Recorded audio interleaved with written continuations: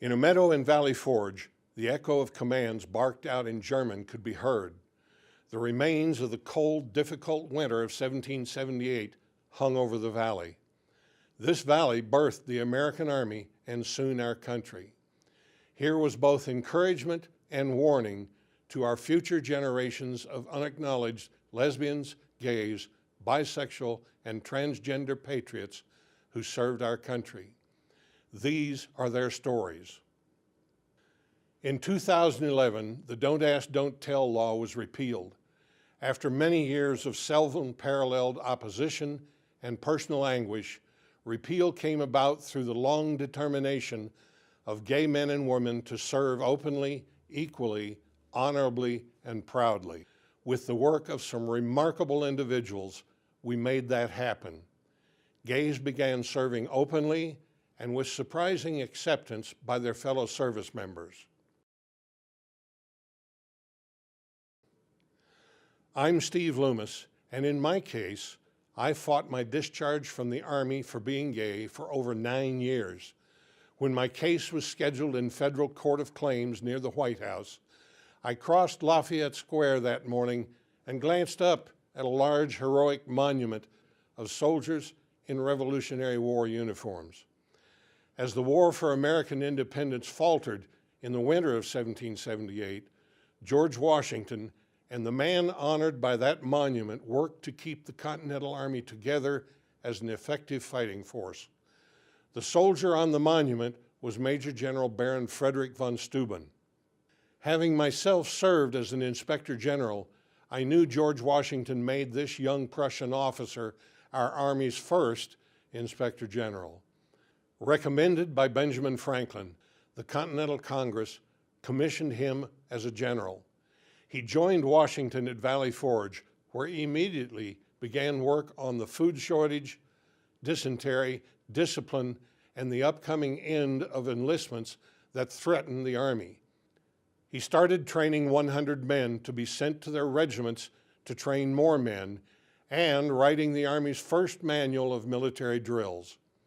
These men soon formed the core of the Continental Army, enabling successes at the battles of Monmouth and Yorktown, where von Steuben served as one of Washington's commanders. This began the transformation of ragtag militias into a disciplined Continental Army that would bring freedom and self-rule to 13 British colonies. Later, Congress recognized von Steuben's invaluable service to his adopted country with a pension and land where he retired with his longtime companion, William North. His service represents the mostly hidden, patriotic service of gay men and women to our country. Many served quietly, often heroically, while the threat of discovery hung over their heads. There were homosexual service members serving in George Washington's Continental Army. So, and no one was talking about it back then. Like many of my peers, I am a decorated combat veteran of Vietnam. I am National President Emeritus of American Veterans for Equal Rights, the first national LGBT veterans organization. AVER fought long and hard alongside its allies for the right of all to serve openly in our country's military. With the work of some remarkable individuals, we made that happen. Join us to hear those citizen veterans describe in their own words their service, their pain, their determination, and their love. A tattered Union flag flew over Company G, 95th Illinois Volunteer Infantry Regiment. Perhaps a cheer went up as their shredded Union flag was replaced in full view of Confederate snipers with a new flag by Little Al Cashier. A private, he was as brave as they came in America's most bloody and dividing war. Born in Ireland, Little Al immigrated to America. By 1862, Cashier joined the Union Army, where he was the smallest soldier in his company.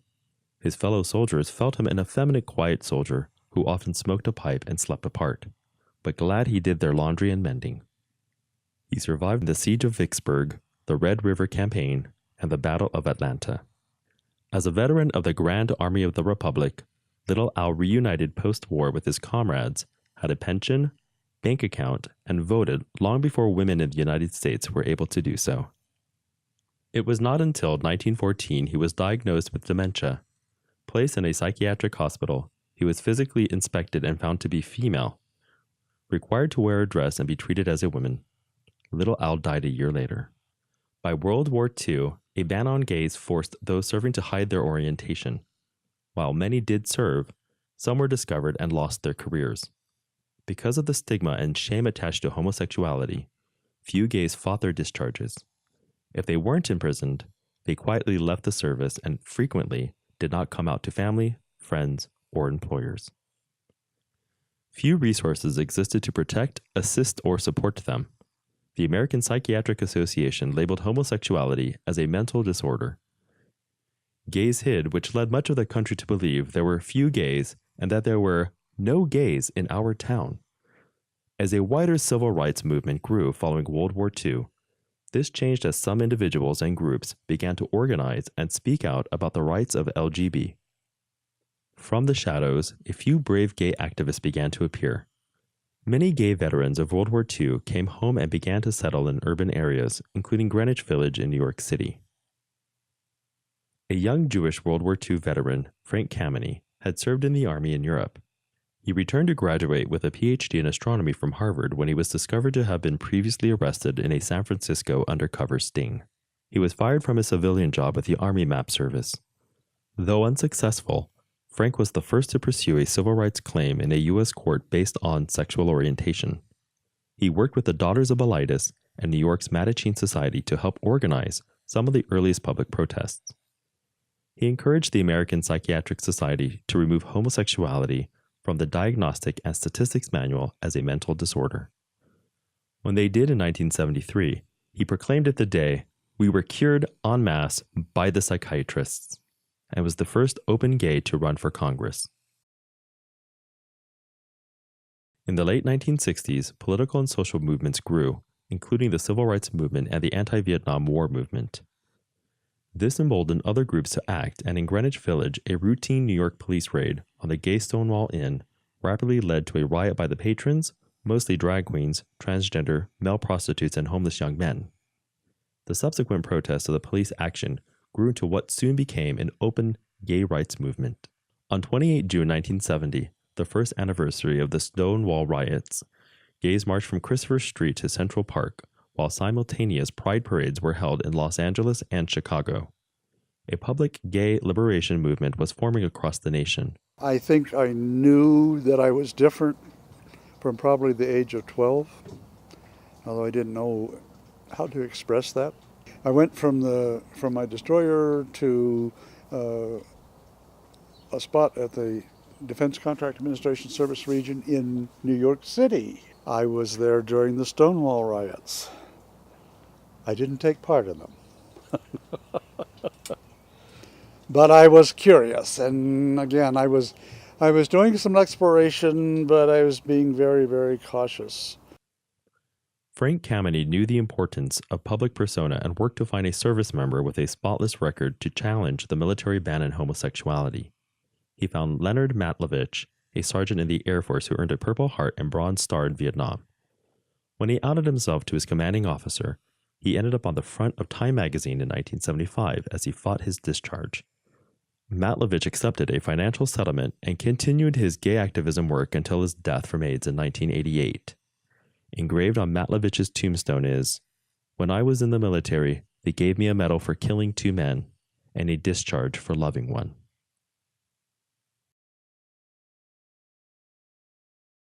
President Truman led the way when he integrated black service members throughout our military in 1947. As the largest employer in the U.S., many thought the military should now be open to all. The military continued to argue against service by gays, claiming they were a security risk because they were subject to blackmail and could not be trusted in military service. Some claimed drug and alcohol abuse and mental illness among homosexuals made them security risks. The Department of Defense conducted research to prove homosexuals were a danger to military and should not serve. To the chagrin of the military brass, several of these PERSEREC reports indicated that they were no more a danger to the military than non-homosexuals. These reports were hidden from the public until the first openly gay congressman, Gary Studs of Massachusetts, released them in 1990. As the fight for equality became more public, the response was often fiercely vitriolic. Anita Bryant, a former Miss Oklahoma, led a very public hate-filled national fight against gay rights beginning in 1977 after Dade County, Florida, passed an ordinance prohibiting discrimination on the basis of sexual orientation. Bryant's campaign opposing gay rights, soon reached across the country, was picked up by conservative and evangelical churches. Before her campaign faltered, it briefly became an issue in the fight to keep gays out of the military.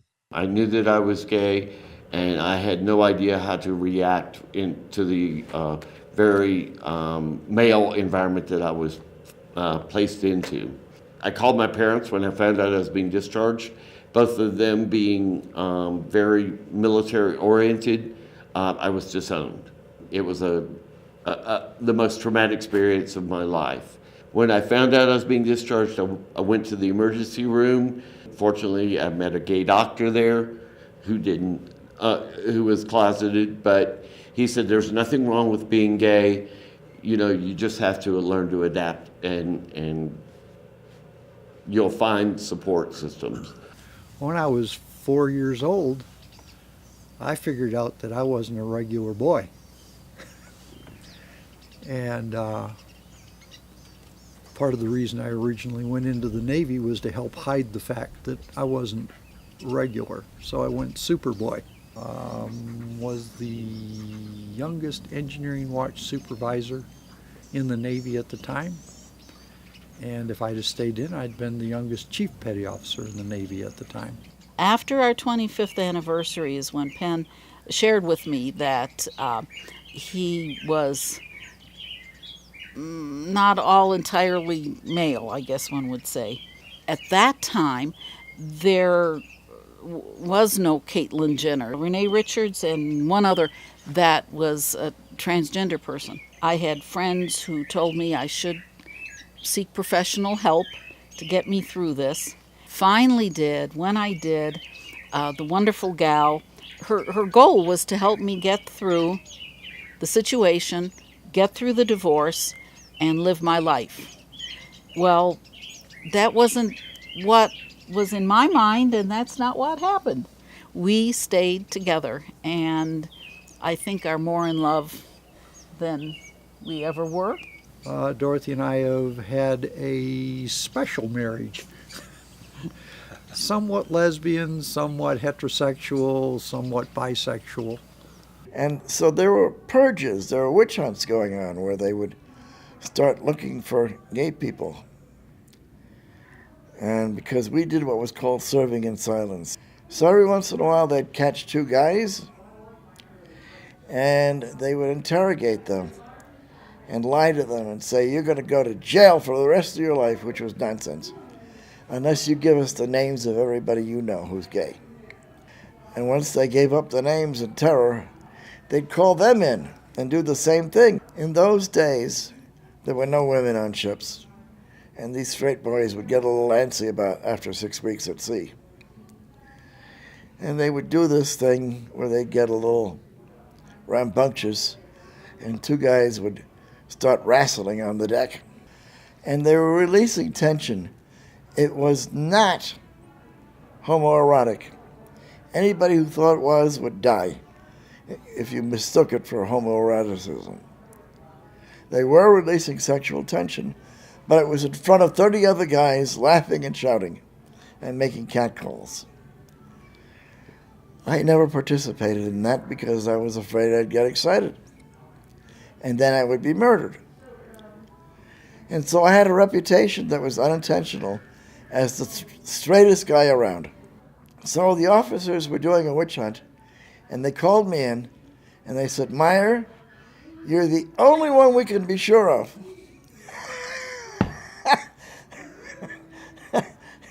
I didn't know whether to laugh or cry at their horrible mistake. Either have to lie to serve or not lie and not serve. Now, of course, I already knew I was gay, and I had already told a few friends in high school, but I lied on my application process to get into the military because I wanted to serve my country. Senior airman, staff sergeant, invited me into his room for coffee, or a cocktail, I don't remember which. Didn't think anything of it. That was barracks life. And I was seduced. And it was my first gay experience after enlisting. About 2 months later, I was called into the commander's office and I was brought up on criminal charges. Keep in mind, in 1961, there was no don't ask, don't tell. And we later found out that the event that I was involved in was illegally recorded. But it came down to the recording. And I was cleared because of the recording. I did not reciprocate. They figured I was experimenting, and that's how some other people would get off. I would not survive a second investigation. I went ahead and got out and pursued a career in the hotel industry.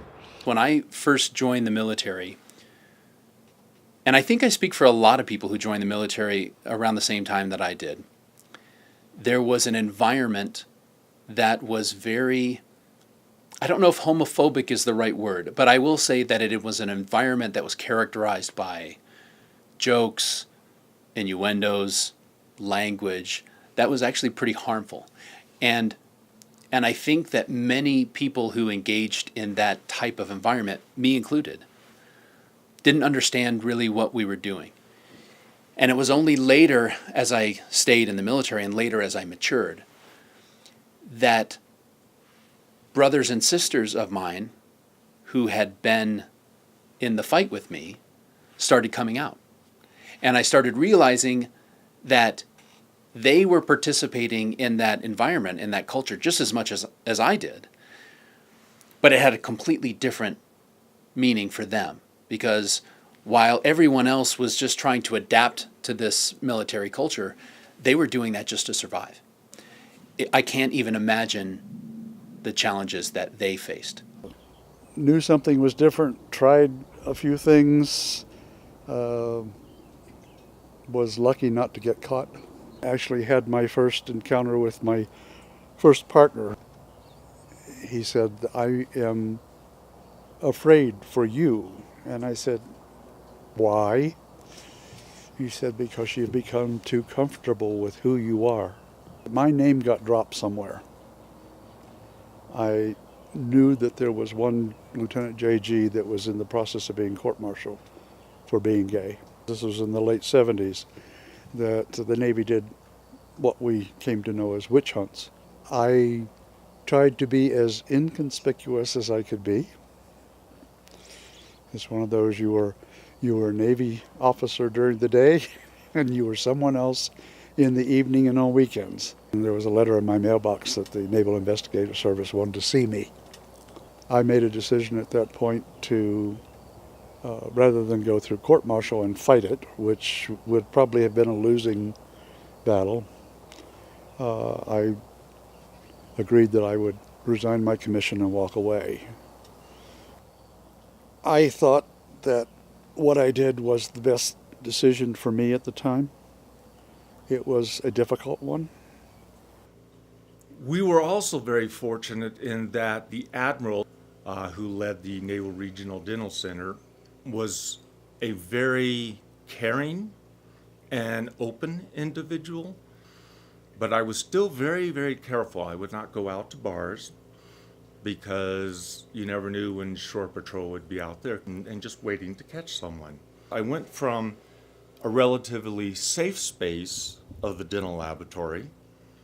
Now I'm into a very macho CB unit where I really had to be in the closet during all this. I think my experience overall with being in the military was good. As I said, I was one of the fortunate ones. But it was enough to where I said, as much as I'd like to make the Navy my career, I had to come out of it before I was caught and discharged. And that hurt me quite a bit. Presidential candidate Bill Clinton claimed LGB should be allowed to serve openly in our military. On his election in November 1992, an immediate political backlash became public, even in his own Democratic Party. After some fierce debates, Congress reached a compromise. This was Don't Ask, Don't Tell, which allowed gays to serve in the military as long as they were private about their orientation and did not attempt to marry nor make public displays of affection. Each were grounds for their discharge from the military. In 1975, Staff Sergeant Miriam Ben Shalom, a drill sergeant, revealed she was lesbian and was discharged from the Army Reserve. Her case to be reinstated was successful, but was overturned on appeal. Ben Shalom turned her attention to defending other LGBT and working with other veterans. In 1990, with several others, she was a founder of Gay, Lesbian, and Bisexual Veterans of America. They participated in the first meetings with the White House and the Pentagon. Candidate Clinton, Bill Clinton, was running for president and became president and said that he would overturn the ban. That did not happen, and as a result, we ended up with Don't Ask, Don't Tell, which ultimately caused as many people to be discharged from the military as the 10 years previous. And so for many of us, we worked for 18 years to try to overturn the Don't Ask, Don't Tell. My name is Danny Ingram.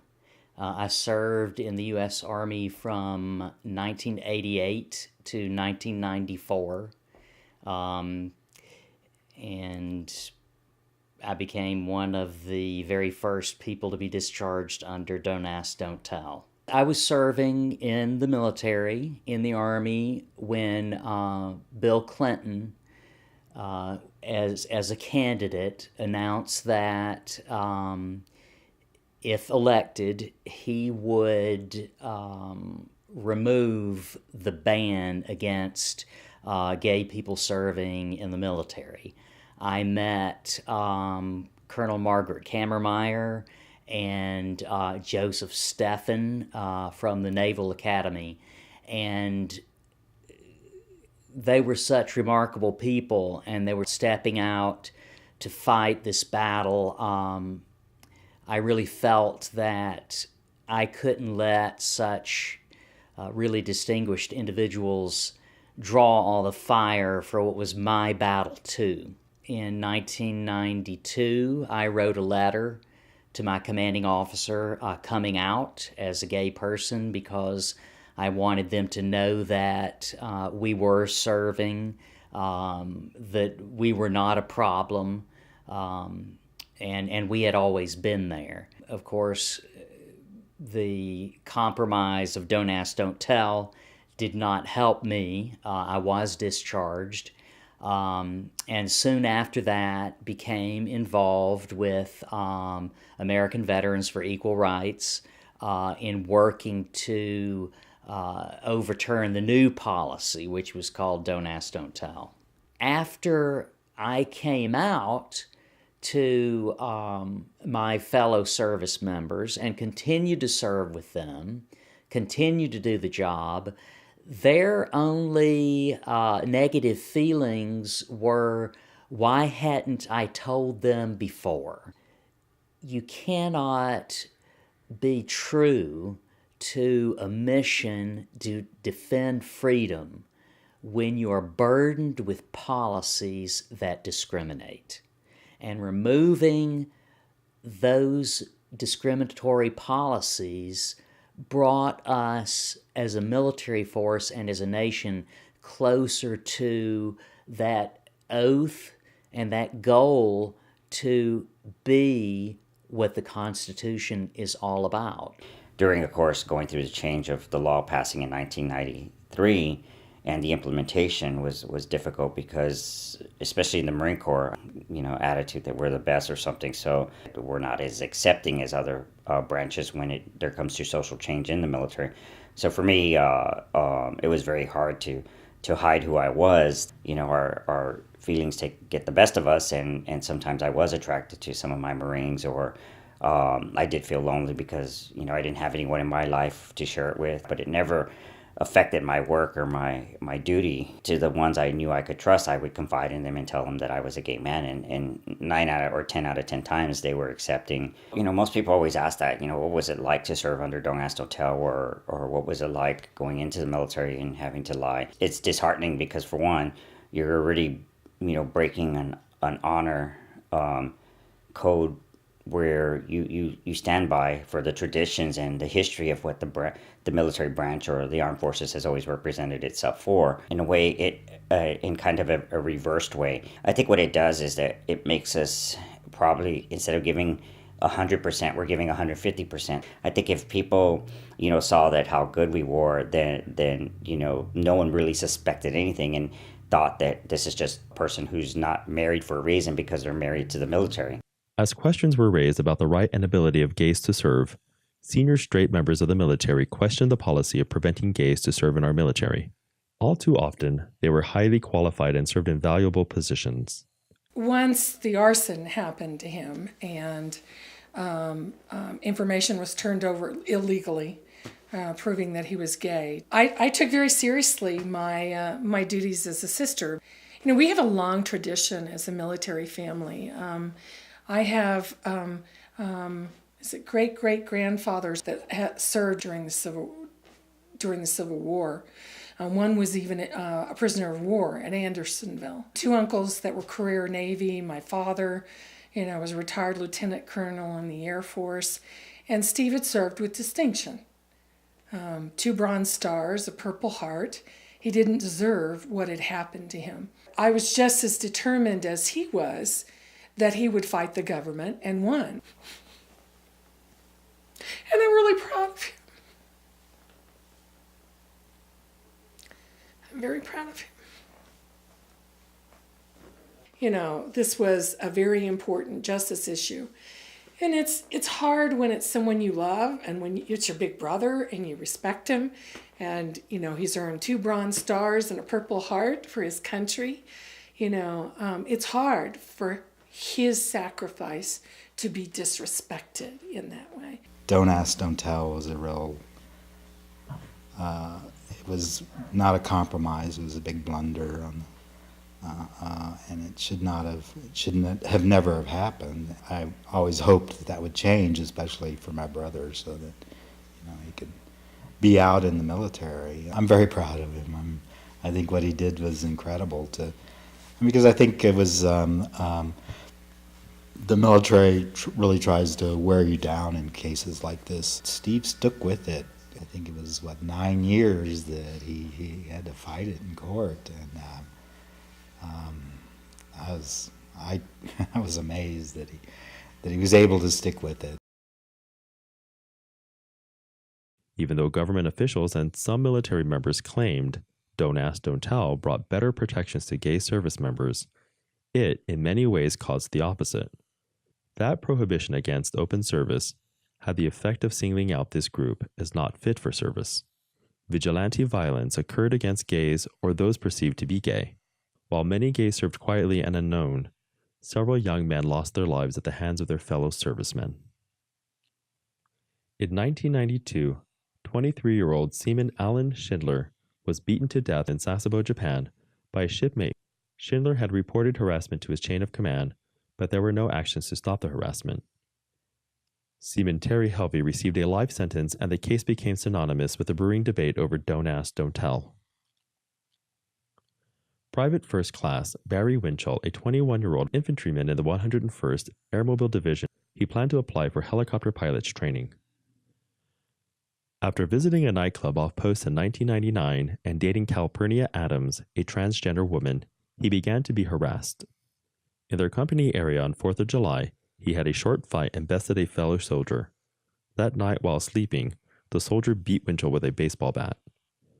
Winchell died in the hospital the next day. Calvin Glover is serving a life sentence for the murder of Winchell. This incident led Service Members Legal Defense Network to publicly investigate senior military leaders who allowed an anti-gay climate to develop on base. In 2009, 29-year-old seaman August Provo was shot in the head in Camp Pendleton, California, while standing sentry, and the guard shack was set on fire to cover the crime. His family reported he had been harassed for being gay and black. The alleged murderer committed suicide by asphyxiation while in the brig.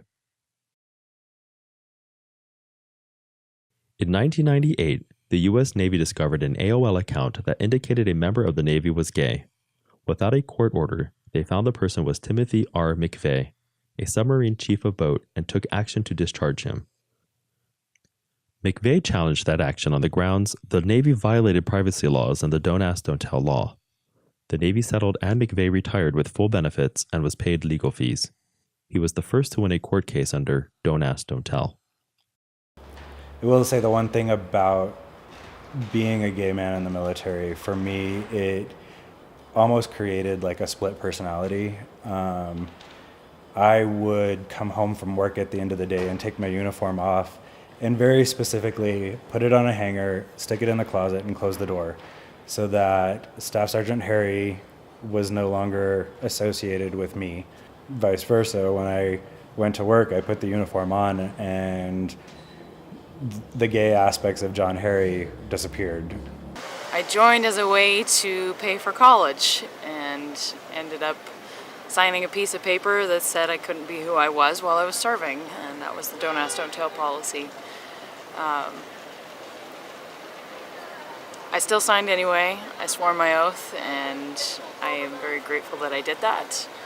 You always have to look over your shoulder, and it gave me a greater respect for my ability to serve my country and have a better understanding for what I was really fighting for, what those rights and liberties meant to me personally. It's really interesting thinking about the fact that when you're coming out of the closet, you have a split in who you are, especially when you're serving. So I got to have that split, and I got to have that coming together again. I received a general discharge under honorable conditions, and it took me from 1977 until this year, 2016, to get my discharge upgraded from general discharge to honorable discharge. And I think that to President Barack Obama. Policies which are clearly in violation of the Constitution, in my heart, I felt they hurt the military. And we wanted to help the military be true to itself. So I really felt like I needed to speak out in order to fulfill my oath to defend the Constitution. That was the most important thing that I did as a soldier, was to speak out about a policy that I felt was undermining the mission. And though I lost that battle, 20 years later we did see Don't Ask, Don't Tell repealed, and that was a tremendous victory, not just for LGBT people. It was a victory for the military itself. Today, it's the Pride Parade we just held. Instead of the actual color guard this year, Chicago AVER loaned us the 30 by 40 foot Gus, as they call it, great U.S. flag, and we carried it down the lead of the parade route. At the time of her promotion, Major General Patricia Rose was the highest-ranking open LGBT service member in our military. One of the most potent tools in our arsenal is not just our weapons, but it's the diversity. Diversity is what has made our country great. It's what has made our military great. You know, as we go in the military, so goes our society. Social change right. has happened in the military all along. And, you know, as Julie said, we're this microcosm, this cross-section of our nation at large. That's what your military is. And they've always used us for these social experiments. You know, racial integration happened in the military first. Mandatory inoculations worked in the military. The rest of the country doesn't. No smoking. No smoking. The no smoking rules were in the military first. It was my way, in a very small way, of doing two things. One, making amends for the fact that I had been blind and didn't really understand how harmful that environment could be. And then two, I did it as a tribute. I did it as a tribute to my brothers and sisters who gave everything and had more challenges than I can fathom. It's hard for me not to think of a better example of service before self when you are giving everything and putting your life on the line for your country and doing it while at the same time being forced to mask your identity and who you are. Don't Ask, Don't Tell and the lifting of the ban was not just a civil rights issue for me. It was also a national security issue. So in my opinion, organizations are strongest when they celebrate the diversity within those organizations. And so diversity of experience, diversity of background, diversity of gender, diversity of race, diversity of sexual orientation, diversity of region, all of those things play into contributing to diversity of thought. And organizations that can leverage diversity of thought are better equipped to innovate, and they're better equipped to solve complex strategic problems. So in my mind, ultimately, the military today is stronger for having lifted that ban. I think for me it was personal.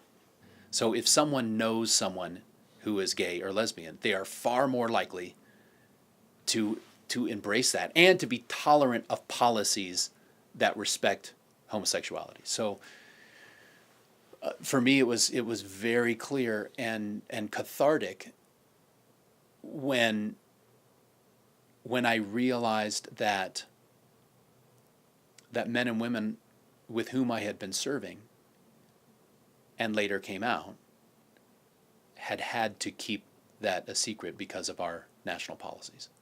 During Desert Storm, some served while in battle and then were discharged when they returned home. Many returning service members came home severely injured both physically and mentally. It has only recently been recognized that LGBT came home with post-traumatic stress disorder, sometimes as a result of being injured or seeing fellow soldiers wounded or killed. At the same time, some LGBT were also suffering from PTSD caused by the stress of denying and hiding their true sexuality and suffering physical and mental harassment. One compounded the other, and the Veterans Administration must be made to provide full treatment. Words matter, and semantics and jokes and all of those things can be very harmful. And so for me, as I matured and thought more about it, and especially as friends of mine came out, and I really took the time to think about what they endured, then my feelings about that became much more passionate.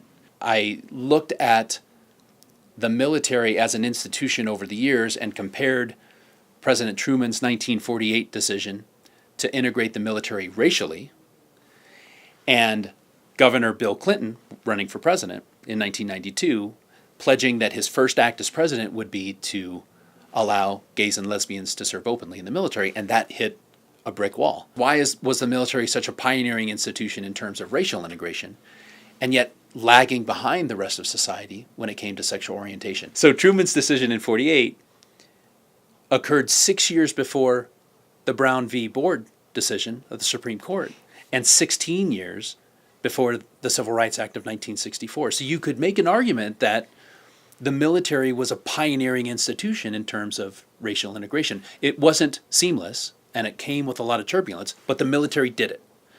And did it well before the rest of society had really caught up to it. And yet, when you look at gays and lesbians in the military, most of society was actually in favor of having an openly gay military. And yet, somehow, the military lagged behind the rest of society. This country, our citizens honor military service more than just about any other federal program.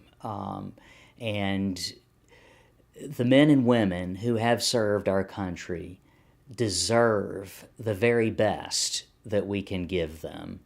Our mission was to make sure that everyone who was courageous enough to step forward as a volunteer to defend our nation's freedom was allowed to do so. And those who had served were able to get all of the benefits that they earned as a result of their service.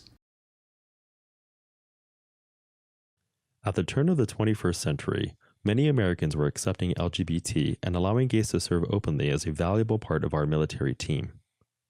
The U.S. Supreme Court in 2003 ruled in Lawrence v. Texas that gays had the right to engage in private, adult, consensual sodomy and were protected by the U.S. Constitution. This strengthened civil rights arguments for the gay community, and especially gay, lesbian, bisexual, and transgender service members. Many gays were already serving effectively in our allies' military and NATO alongside American troops in Afghanistan, Iraq, and Europe. Surprisingly, near the beginning of Desert Storm, the military discharged more than a dozen Pashto, Arabic, and Farsi translators at a time when there was a shortage of those badly needed translators. Because of a 1999 European Court of Human Rights decision, the British military was required to reverse its policy prohibiting gays to serve in their military. In 2000, the change in policy allowing open service by gays was implemented with little difficulty. As one of the last members of NATO to allow open gay service, it left the American and Turkish militaries alone in prohibiting gay service. Senior members of the military began to support repeal of Don't Ask, Don't Tell. The turning point in the fight to repeal Don't Ask, Don't Tell came when Admiral Mike Mullen testified before the Senate Armed Services Committee in February 2010. As chairman of the Joint Chiefs of Staff, Admiral Mullen testified supporting repeal. I cannot escape being troubled by the fact that we have in place a policy which forces young men and women to lie about who they are in order to defend their fellow citizens. For me, personally, it comes down to integrity. Theirs as individuals and ours as an institution. Finally, on 12 December 2010, the U.S. Senate passed repeal of Don't Ask, Don't Tell and sent it to President Obama for signature. With time for the military to prepare, the actual long-hoped-for repeal came on September 20th, 2011. In the first year following the repeal of Don't Ask, Don't Tell, implementation proceeded with remarkably little resistance.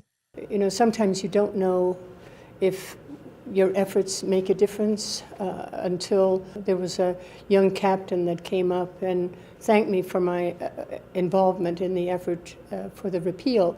And she said that she now no longer had to choose between her career and her spouse.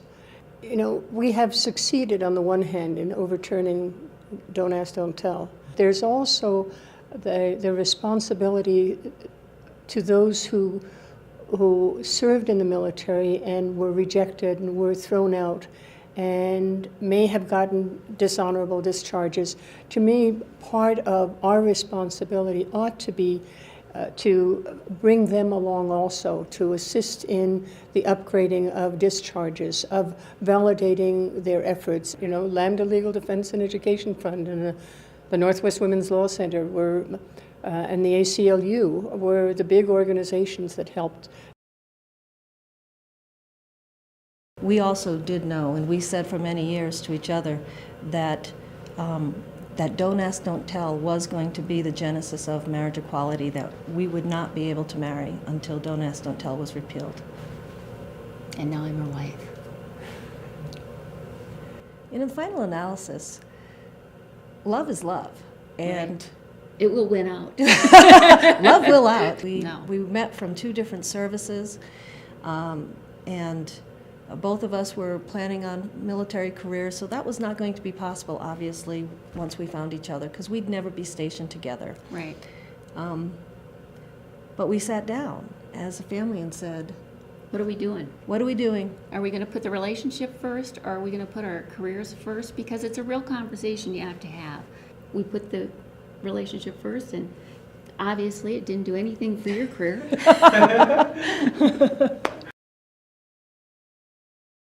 I knew when I joined the Air Force at age 19 I was probably transgender, and I couldn't talk about it to the military.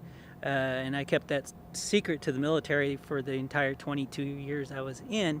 I thought if I joined the military, I would grow up, I would toughen up and grow out of wanting to change my gender. One time my wife, she said something to me about me looking at a woman and, thinking I had desires for her or something. And I told my wife, I said, I don't want to date her, I want to be her. When I got to Korea, I went to the stores in Korea and I bought women's clothing, and I would hide them in my room, an article of women's clothing or makeup or something like that, because I would have been immediately discharged from the Air Force if they would have found out. I knew that I was walking on ice doing this, but it was a part of my internal being that I couldn't deny. The more I would deny it, the more depressed I would become. We repealed Don't Ask, Don't Tell in 2010. Of course, it went into effect in 2011. But it was not all inclusive at the time, meaning that it was only for gay, lesbian, and bisexual individuals. So it's wonderful to see that last year in 2016, Secretary of Defense Ash Carter lifted the ban on transgender individuals, but to follow in the same guidelines under the Uniform Code of Military Justice, just as any other person. There's some things that still have to be fixed. People of my generation never thought the gay community would be where we are now. And unfortunately, there is some hate in the country, but the GLBT community has been standing up to it, and I am proud to say I think they will continue to. And I think that's true of the veterans, whether they be active duty or old veterans like myself, or some of the more recent veterans who served in the Middle East. I'm proud of what's happened. I'm glad to have been part of it. The transgender community right now is fighting hard. And it's their time. It's their turn. We have come a long way, and of course, we have to be able to now open up for full service for transgender also. And those efforts are moving in the right direction also. We need to be there, or else the risk of losing some of the rights that we have gained is always a present danger. While we still have some ways to go for our transgender members and veterans that are out there who would like to be able to serve openly, so we still have that fight to continue. And that's our message of inclusion. We don't want to leave anybody behind. When I was in the military, that was one thing that we were taught. You don't leave anybody behind. You don't leave your battle buddy. The LGBT community began to act as if the fight for equal rights and open service in our military was won. Time would show otherwise. The Department of Defense began a move to allow transgender members to serve until on the morning of 20 July 2017, the President sent the following tweets to the world regarding transgender service. After consultation with my generals and military experts, please be advised that the United States government will not accept or allow transgender individuals to serve in any capacity in the U.S. military. Our military must be focused on decisive and overwhelming victory and cannot be burdened with the tremendous medical cost and disruption that transgender in the military would entail. Thank you. The President had done little or no consultation with his generals, and a firestorm quickly ensued. It was in fact a turnaround from earlier campaign promises to protect LGBT. Right after the tweet went out about transgender people being kicked out of the military, I thought that was an injustice to hear that I'm not worthy. Hello, my record shows that I am worthy, and they didn't even know I was transgender. That's the big kicker about it. They didn't even know. I don't want us to take our eye off the ball of what we've achieved thus far, because with so many factions in our nation right now, certain states trying to roll back the clock on our hard fought gains, or just literally not accepting them and not doing their job, we have to keep the pressure on. We have to continue to be vigilant. People can still lose their jobs over it in certain states, and that's why ENDA is still an incredibly important legislation that needs to be passed. Gay veterans around the country felt a need for memorials appropriate to their service. On Veterans Day each year, a wreath is laid at the Arlington tomb of the unknown soldier in memory of those who lost their lives in service to their country. In 2000, the first memorial including gay veterans was placed in the National Cemetery in Phoenix, Arizona, followed the next year in Cathedral City, California. Since then, others were placed in Albuquerque, New Mexico, and Chicago, Illinois. The memorial in Albuquerque expresses the feelings of these memorials. In honor of all who proudly serve our country, in harm's way regardless of their race, gender identity, nationality, faith, or sexual orientation. Serving in silence, fighting for freedom since Valley Forge. With a long determination, gay, lesbian, bisexual, and transgender have served honorably and well alongside our fellow soldiers, sailors, Marines, airmen, Coast Guardsmen, and allies under difficult conditions. They have gone in harm's way, fighting in deserts, jungles, mountains, snowfields, seas around, and skies above them. In each case, our service was that much harder under the prohibitions against our service and an inability until 2011 to be completely honest to ourselves and open to fellow service members. Well, the injustices are still there. And the prejudice is still there. There's still much education to be done, and there's still a lot of support that needs to happen for people who haven't received justice, whether they're veterans or whether they're actively serving. Justice is the order that love requires. And a veteran is someone who at one point in their life wrote a blank check made payable to the people of the United States for the amount up to and including their life.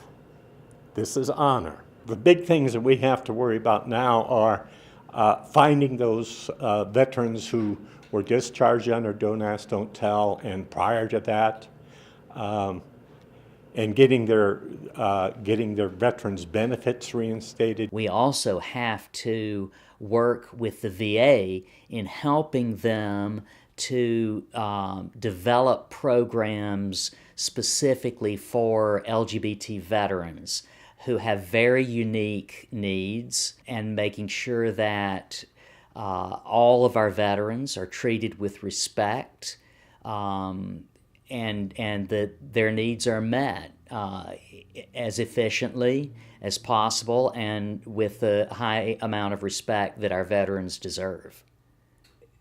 There are a lot of service members who received a less than honorable discharge, and they now have the ability to have those discharges upgraded to honorable. We have fought a lot of battles. We have succeeded in winning some of the battles, but there's still a war going on today. The enemy is still out there, unfortunately. We still have a lot of work to do on diversity. Our political opponents are still in the battle. They would just like us to go away. And we're not going away, and we're not going to stop fighting the battle until all of the freedoms that all of us have fought for and are entitled to are won. We're not a threat to them. We don't really care about how they want to live their lives. We just want them to allow us to live ours. Well, I'd like to see a world where everybody can be themselves. So I think it's important that we continue to be visible. That's really the biggest thing. And every single person has to be visible in whatever way they're different. My mother raised me to believe there was nothing more precious than American freedom. I absorbed that patriotism. And she also taught me to never be silent in the face of oppression. I'm passing the torch. So now I feel like, and it's very meaningful to be able to pass on the experience of 70 years of life as an activist and pass the torch to the younger generation and say, we're not done. I think mentoring is an extremely important concept in our society, and everyone needs positive role models, and especially our LGBT youth who commit suicide at a much higher rate than our straight youth. So if we can all be our authentic selves, if the work that we do continues to progress in this vein, and people can be accepted for who they are and have equal rights, we can provide some measure of comfort and inspiration to people who are in pain. So in my mind, ultimately, the military today is stronger for having lifted that ban. Those who raise their hand and take that oath and put their life on the line for their country are worthy of our respect, and they're worthy of our admiration, no matter who they choose to love.